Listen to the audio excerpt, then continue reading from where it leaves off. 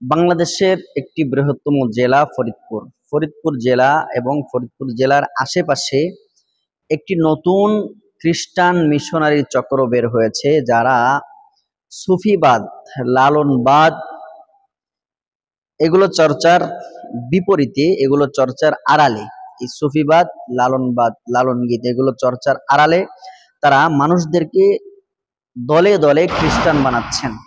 তো এই দলটি বা এই চক্রটি নিয়ে আজকে সামান্য কিছু কথা আপনাদের সামনে তুলে ধরবো ইনশাআল্লাহ। প্রিয় দর্শক, আমরা সবাই জানি আল্লাহর নবী সাল্লাল্লাহু আলাইহি ওয়াসাল্লাম হচ্ছেন শেষ নবী। আল্লাহর নবী সাল্লাল্লাহু আলাইহি ওয়াসাল্লাম হাদিসের মধ্যে বলেছেন, আনা খাতামুন নাবিয়্যিন লা নাবিয়্যা বা'দি, আমি হচ্ছি শেষ নবী, আমার পরে আর কোনো নবী আসবে না। আল্লাহর নবী সাল্লাল্লাহু আলাইহি ওয়াসাল্লাম হযরত ঈসা আলাইহিস সালাতু ওয়াসসালামের পরে নবুয়তি পেয়েছেন। তো নবী করিম সাল্লাল্লাহু আলাইহি ওয়াসাল্লামকে কোরআনুল কারীমেও খাতামুন নাবিয়্যিন বলা হয়েছে, যে মা কানা মুহাম্মাদুন আবা আহাদিম মির রিজালিকুম ওয়ালাকির রাসূলুল্লাহি ওয়া খাতামান নাবিয়্যিন। আল্লাহর নবী হচ্ছে খাতামুন নাবিয়্যিন, অর্থাৎ নবুয়তের যেই দরওয়াজা, এই দরওয়াজায় আল্লাহর নবী আসার মাধ্যমে বন্ধ হয়ে গেছে, সিলমোহর মারা হয়ে গেছে। কিন্তু একটা চক্র, যারা খ্রিস্টবাদে বিশ্বাসী, তাদের এই খ্রিস্টানদের মদতপুষ্ট হয়ে বাংলাদেশে অনেক আগে থেকেই খ্রিস্টান মিশনারি কাজ করছে। তারা ছদ্মনাম দিয়ে কখনো কখনো তারা ঈসাই ধর্ম মতবাদ প্রচার করে বা ঈসা আলাইহিস সালামের জীবনী সম্পর্কে জানে, এই ধরনের বিভিন্ন ভাবে তারা ছদ্মনাম ব্যবহার করে এদেশের শত শত সাধারণ মুসলমানদেরকে খ্রিস্টান রূপান্তরিত করেছে, খ্রিস্টান বানিয়েছে। তো তারই একটা নতুন করে সুফিবাদ চর্চার নামে ফরিদপুর সহ ফরিদপুর আশেপাশে যে উপজেলাগুলো আছে, যেমন মধুখালী, ভাঙ্গা, রাজবাড়ী, কুষ্টিয়া, পাবনা সহ বিভিন্ন অঞ্চলে এরা ব্যাপকভাবে, ইতিমধ্যে আমরা জানতে পেরেছি যে কয়েক শত মুসলমান নরনারীকে তারা খ্রিস্টান বানিয়ে ফেলেছে অলরেডি। তো এদেরকে আপনারা যেভাবে চিনবেন, এরা বেশিরভাগ সময় দলবদ্ধভাবে থাকে, নারী পুরুষ একসাথে থাকে। আর এই চক্রটি এদের মূল আখড়া বা এদের যে মূল কার্যক্রম পরিচালনা হয় দুইটা অফিস থেকে, একটা হচ্ছে ঢাকা উত্তরা, আর একটা হচ্ছে আপনার রাজবাড়ির গোয়ালন্দ নোরা পাগলার মাজার নামে একটা মাজার আছে। এই মাজারের যে নোরা পাগলা ছিল, এই নোরা পাগলার বড় ছেলে মেহেদি নুরতাজ ওরফে নুরতাজ নোভা, এই লোকটা হচ্ছে এই সংঘবদ্ধ চক্রের মূল, আর তার ডান হাত হচ্ছে ইদ্রিস। তো এরা কয়েকজন একসাথে সব সময় থাকে। এদেরকে যখন প্রশ্ন করা হয় যে আপনারা কারা, তখন এরা সহজভাবে কোনো জবাব সাপসুপ দেয় না, ইনিয়ে বিনিয়ে পাশ কাটিয়ে যাওয়ার চেষ্টা করে। এদের পুরুষরা সবসময়, পুরুষ নারী উভয়ই সবসময় সাদা পোশাক পরিহিত অবস্থায় থাকে। পুরুষের মোজ বড় থাকে, চুল কিছুটা বাউলদের মতো আপনি দেখতে পাবেন।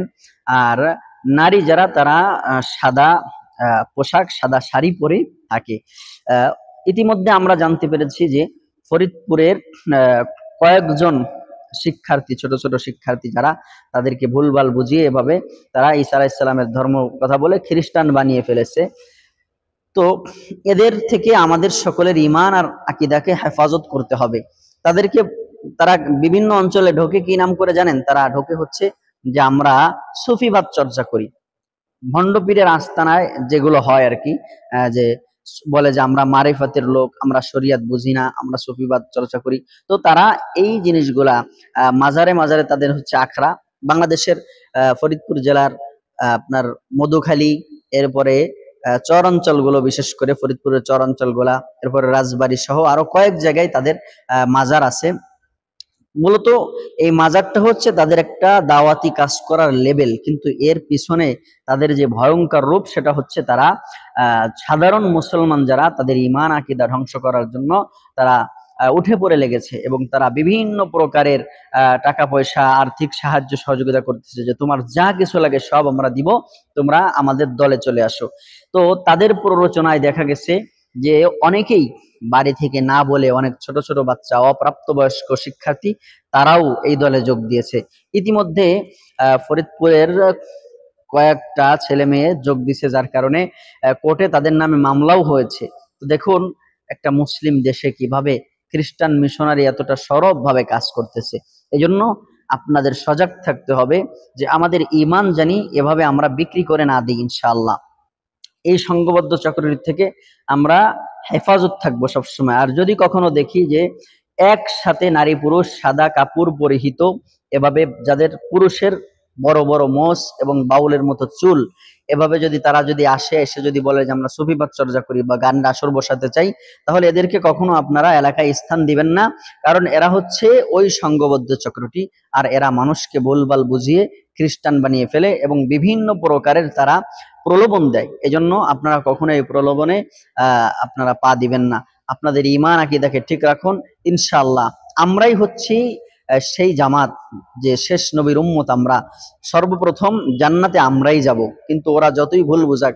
হযরত ঈসা আলাইহিস সালাতু ওয়াস সালামকে আল্লাহ তাআলা আবার শেষ জামানায় পাঠাবেন, ওনার যে হায়াত বাকি আছে সেই বাকি হায়াত পূরণ করার জন্য। কিন্তু হযরত ঈসা আলাইহিস সালাম নবী হিসেবে আসবেন না, উম্মতে মুহাম্মাদী হিসেবেই আসবেন।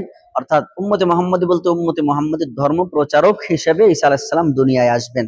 এজন্য আমরা বর্তমানে যে ধর্ম পালন করতেছি, দিন ধর্ম শরিয়াত, ঈসা আলাইহিস সালাম এসেও এই দিন ধর্ম শরিয়াত পালন করবেন এবং এই অনুযায়ী রাষ্ট্র পরিচালনা করবেন, এটার দাওয়াতই দিবেন। সুতরাং আপনারা কেউ এভাবে বিভ্রান্ত হবেন না। আর এদেরকে যেখানেই পান সেখানেই আপনারা এদেরকে যথাযোগ্য শাস্তি দিয়ে এলাকা থেকে বিতাড়িত করবেন, আর প্রশাসনের মাধ্যমে আইনি ব্যবস্থা নেবেন বলে আশা রাখি ইনশাআল্লাহ তাআলা।